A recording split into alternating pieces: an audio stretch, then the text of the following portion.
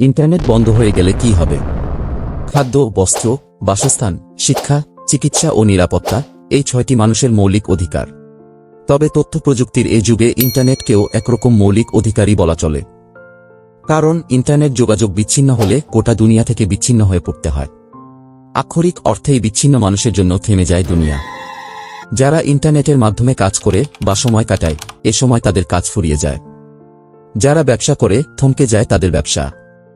সংবাদ না পাওয়ার ফলে দুর্যোগ নেমে আসে জনজীবনে।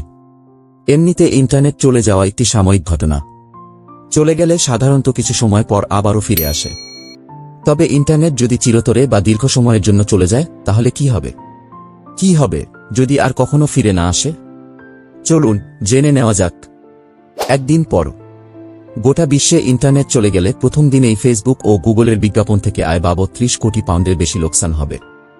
বাংলাদেশি টাকায় 30 কোটি পাউন্ডের মূল্যমান দাঁড়াবে 4,538 কোটি 59,64,040 টাকা।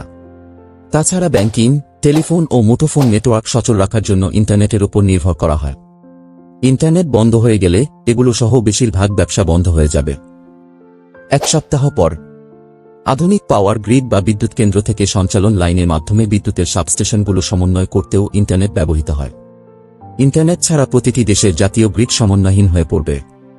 স্থানীয় বিদ্যুৎ কেন্দ্র সিদ্ধান্ত নেওয়ার ক্ষেত্রে বিভ্রান্ত হয়ে পড়বে এবং বিশ্বের বেশিরভাগ অঞ্চলে দেখা যাবে ব্ল্যাকআউট। বিদ্যুৎ ও ইন্টারনেটের উপর নির্ভরশীল হওয়ায় বন্ধ হয়ে যাবে গ্যাসের পাইপলাইন। ইন্টারনেট ছাড়া প্রতিটি দেশের জাতীয় গ্রিড সমন্বয়হীন হয়ে পড়বে। 1 মাস পর পেট্রোল স্টেশনগুলো জ্বালানি পাম্প করতে বিদ্যুৎ ব্যবহার করে। ট্যাঙ্কে জমা রাখা জ্বালানি স্তর পর্যবেক্ষণ করতে, তেল বেচাকেনার লেনদেন করতে ও নতুন সরবরাহের আদেশ দেওয়ার ক্ষেত্রে ইন্টারনেট সংযোগ প্রয়োজন হয়। এই জ্বালানি ছাড়া বাজার ও দোকান পর্যন্ত খাবার সরবরাহ করা সম্ভব হবে না।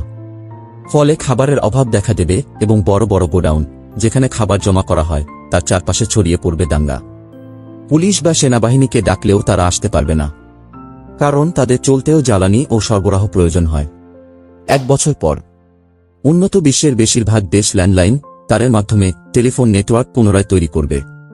সমাজ পুনর্নির্মাণ শুরু হবে। উন্নত বিশ্বে বাইরের সব জায়গা প্রাচীন কৃষিভিত্তিক অর্থনীতিতে ফিরে যাবে। অনুমান করা হয় খাবারের অভাব, ঠান্ডা ও অস্থিরতায় বিশ্বব্যাপী মারা যাবে প্রায় 1 বিলিয়ন বা 100 কোটি মানুষ। মানে পৃথিবীর 8 বিলিয়ন মানুষের 8 ভাগের 1 ভাগ মারা যাবে। বিশ্ব অর্থনীতি 1930 এর দশকে যেমন ছিল সে সময়ে ফিরে যাবে। সূত্র বিবিসি সায়েন্স ফোকাস। আরও এমন ইনফরমেটিভ ভিডিও দেখতে আমাদের চ্যানেলটি সাবস্ক্রাইব করে পাশে থাকুন। ধন্যবাদ।